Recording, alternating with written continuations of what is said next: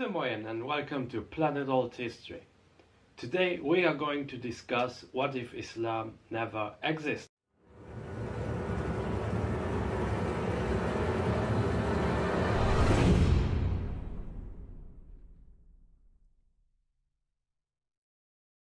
What if Islam never existed? Islam was created in very troubled times. It just didn't appear out of nowhere. There were reasons why Islam was created. The 6th and the 7th century had very specific events happening, which had a global impact. People started to feel sick. Sicknesses and illnesses spread that were never known before. There was also a climate change, which happened because of volcanic activities. Civilizations thus had to collapse, especially in the Americas. And the population, for the first time since we ever know, was actually having a dramatic shrinking happening. Of course, nobody could know this exact data in those times. But when you have different crises which are happening, you just somehow feel it in the atmosphere. And that's what contemporary sources say. They describe those times as almost apocalyptic. And I'm not even exaggerating. It's how people felt at those times. And people were of course looking for alternatives. So they were looking, where can I find a solution? Christianity was not anymore the solution because times had been very, very bad since a long time. And thus, Christianity was not really considered an alternative. And that's where Islam came. Now, in order to take out Islam, we have to focus, of course, on the main guy, which in that case is Mohammed. In this scenario, let's say Mohammed, or he caught the smallpox, because the smallpox, they spread from India around his lifetime. And let's say it came very early, so that Muhammad would actually die before he becomes relevant. Or the other scenario, which is more likely, is that Muhammad dies in one of his very, very early battles. Just enough that Islam would just remain a very small footnote, not even relevant compared to local religions. What now? Now that we have no Islam, this still leaves us with a huge void. Turbulent times usually mean turbulent changes, and as a result it is more than clear to me that another religion will fill the void. On the one side we have Zoroastrianism from the Sassanid Empire, and we have also Christianity in Byzantium. And then there are also like these small local religions, but I don't think that they will actually play a key role. The best bet in such a scenario is probably that Nestorianism becomes the Arabic branch of Christianity. Because many Nestorians, they used to be persecuted within the Byzantine Empire, and thus they were seeking refuge or in the Sassanid Empire or maybe in parts of Arabia. It is also very likely that a new branch of Christianity is founded in the Arabic Peninsula. So let's say instead of having Nestorianism, actually Nestorianism fuses with Zoroastrian influences and maybe also with some Indian ideas due to the sea trade with India in Arabia.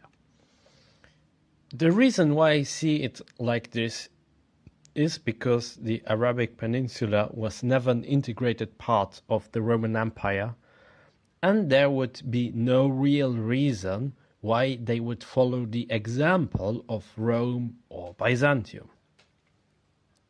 Moreover, Zoroastrianism is too nationalistic and thus not an option for peoples which are definitely not Persians and which perceive the Sassanid Empire as occupational force. It's very likely that the Sassanid Empire might even convert themselves to Christianity, only to adopt their own interpretation of Christianity. In general, Christianity will most likely take the areas where we have Islam in OTL, with some exceptions. Now, when we try to draw a map, I will try to draw, let's say, like Africa here, then like Europe,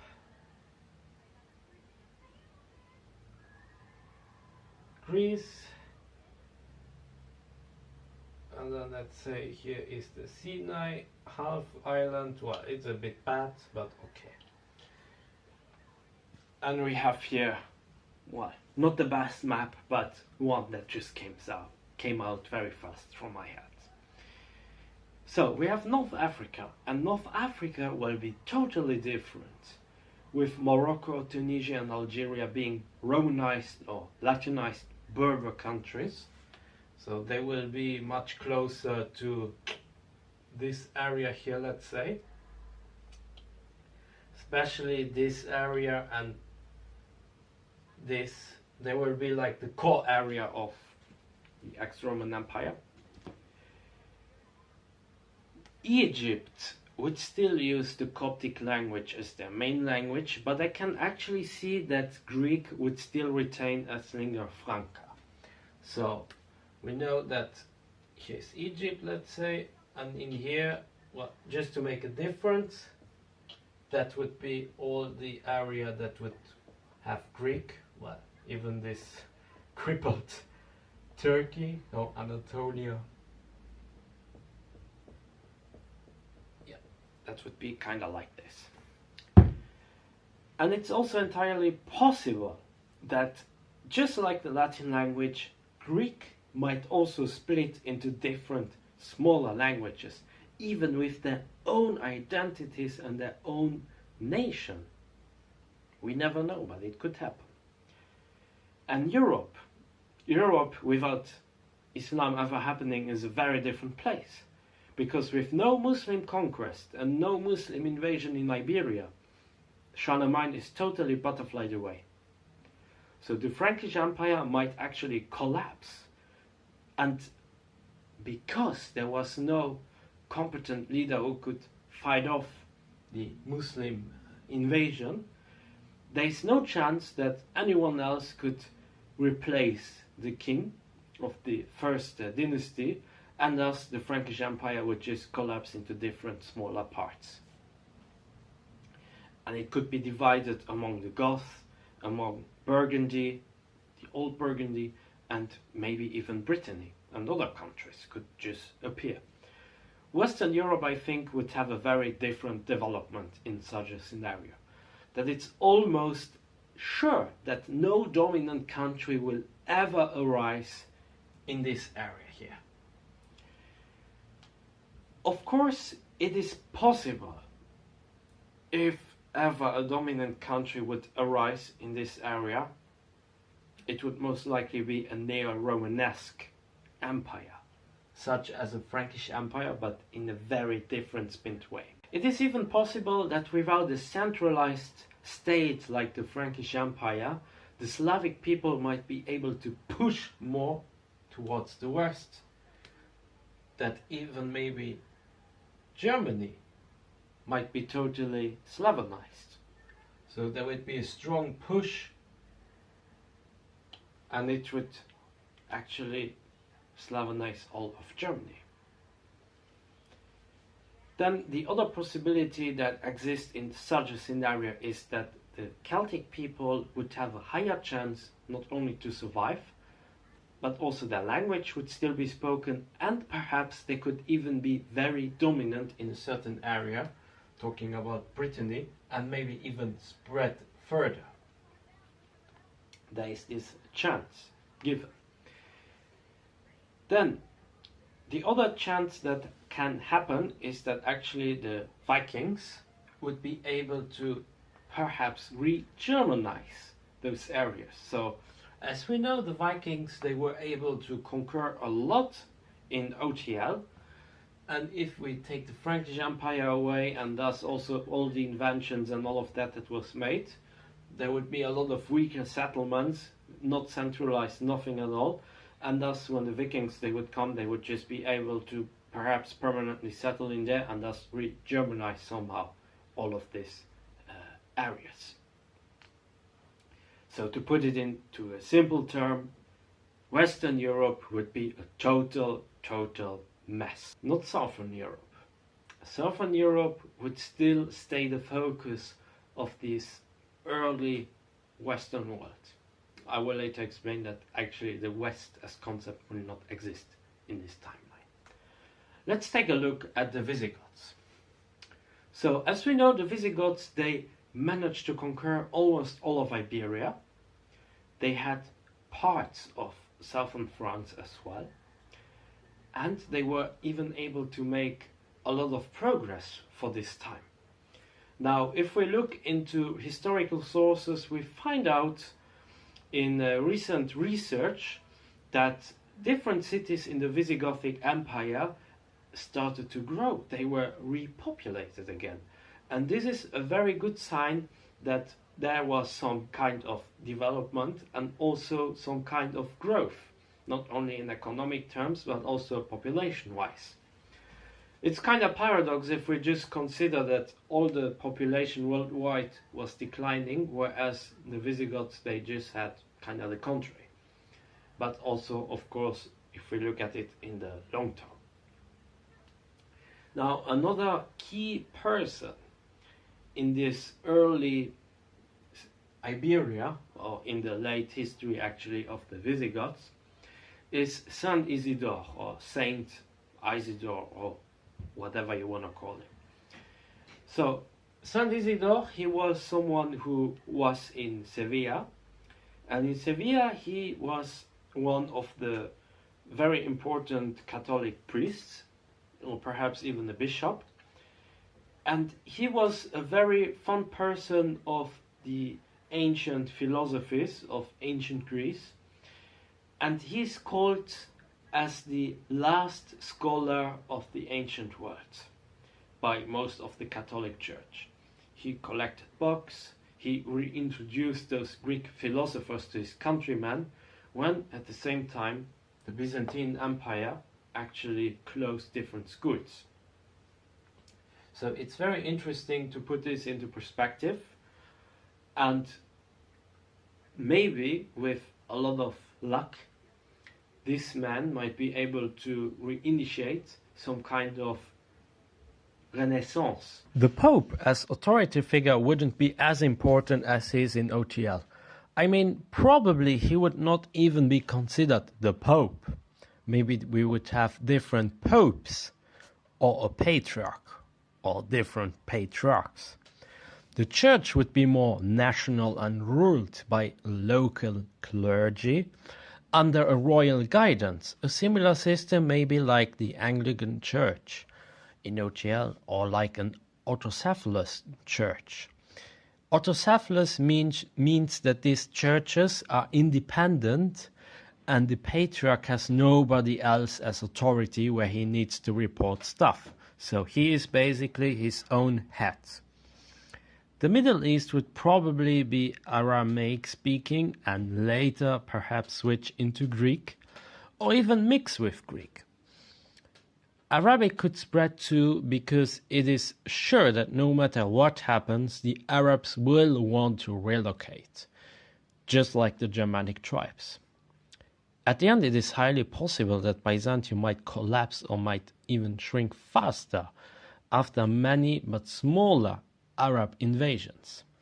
Remember that with the Muslim invasions, all the Arabs were kind of centralized and could those attack like in a very united way.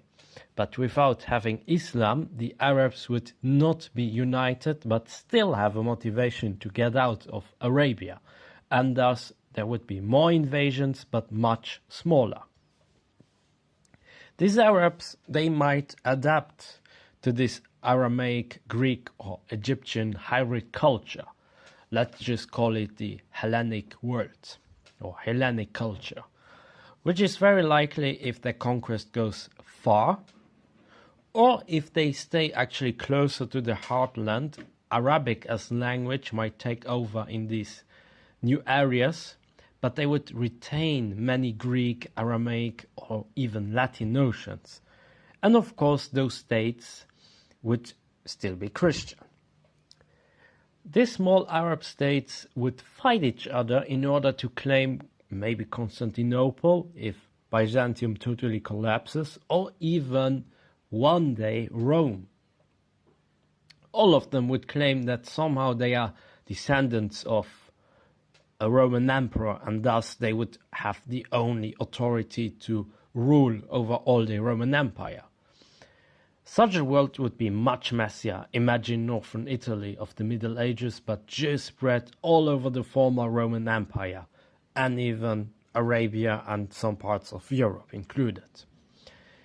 Knowledge and science from the outside would spread, I would say, less faster, because of all those wars that happen in between, and also the smaller states who want to fight for dominance, where there's just no time left to, study and make science. Many concepts which originally came from India would thus take their time to come until Europe or Africa.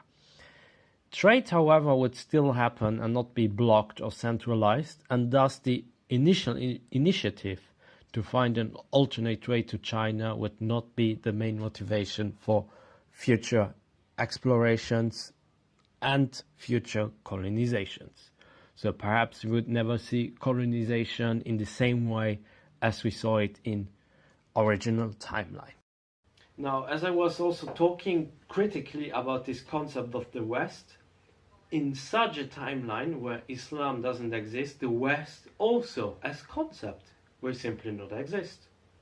There would basically be a division between the Latin parts and also the Greek parts, together with the Arabic part.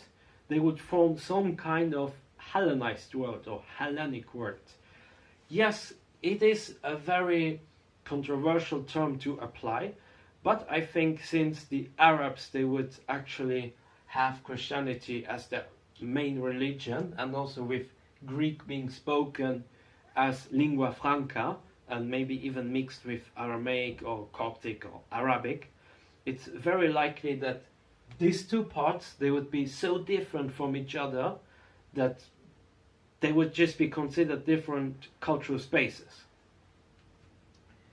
Now, as for Western Europe, in the long run, I predict that they would just be simply absorbed culturally to this Latin part, whereas Eastern Europe might also just be culturally absorbed to this Greek part. Culturally, because the language, it would not just spread, to the north, but actually the religion, as it did in OGL. So many missionaries, they would be sent. And also, as we know, Ireland, they had a lot of missionary activity even much earlier, before the rise of Islam. So there would be no problem to link Ireland in this cultural space, and even Great Britain, and perhaps even Scandinavia.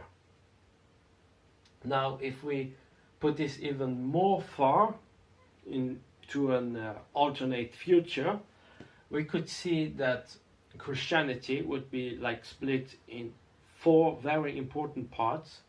So probably North Africa would stay Catholic, or Chalcedonian, or whatever you want to call it.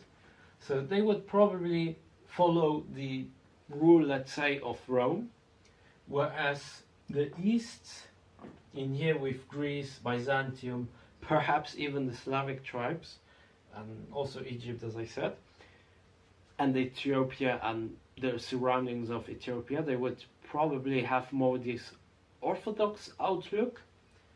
And then Arabia, with maybe some parts in Africa or some parts of Persia, they would have their own Nestorian part. And then if we should have some kind of reformation or split in the north, we could have also more a Nordic interpretation of Christianity. Then of course we also have the Sassanid Empire, which in this scenario would have or form their own cultural space, just simply put the Persian cultural space. Now, as for the Mongols, it's very difficult to predict how far they would manage to come. I think they would be able still to sweep around all the world as they did in OTL, but I also predict they would not be able to manage to break through all of the Middle East. So probably because there would be this very weird mix of Arabic but still Romanesque fighting style, and then with the Persians and all of that, it would be too difficult for the Mongols to just go around and sweeping all those tiny states. And most likely because the Mongols would also be considered like, you know, the pagans, it's also highly possible that even support from other Christian parts would come to maybe make an alternate crusade, a crusade against the Mongol Empire. That's it for today. I hope you enjoyed my video. Be sure to like and subscribe, leave a comment, support me also on Patreon, and join my forum, forum.planetalthistory.ga. Until next time on Planet Alt History.